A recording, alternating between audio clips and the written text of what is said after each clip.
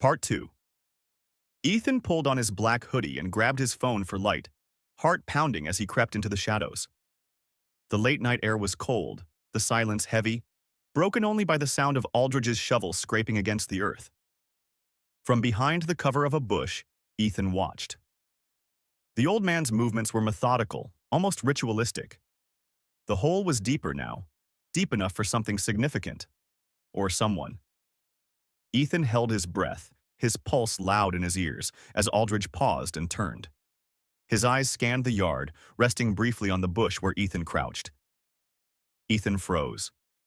After what felt like an eternity, Aldridge returned to his digging. Ethan decided he needed proof. Raising his phone, he hit record. But as he zoomed in on Aldridge, his foot slipped, snapping a twig. Aldridge's head jerked up. He didn't speak, didn't shout. He just stared, directly at Ethan. Ethan bolted, heart hammering, feet pounding against the pavement. When he reached his house, he slammed the door and locked it, leaning against the cool wood to catch his breath. He opened his phone to review the footage. The video started clear enough.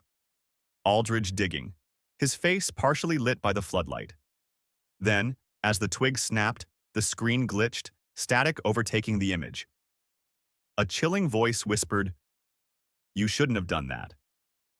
The phone screen went black. Ethan didn't sleep that night. He sat by the window, watching Aldridge's house. By morning, the yard was once again untouched. Ethan decided to investigate further. That afternoon, he knocked on the doors of the neighbors who had been closest to those who'd vanished.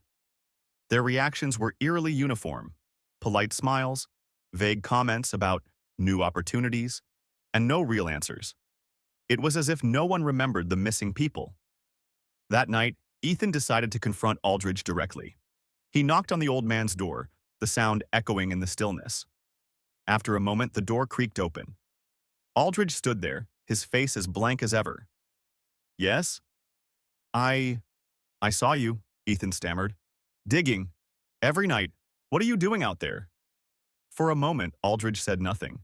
Then, a smile crept across his lips, chilling and unnatural. "Why don't you come in and find out?" Before Ethan could respond, Aldridge grabbed his arm and yanked him inside.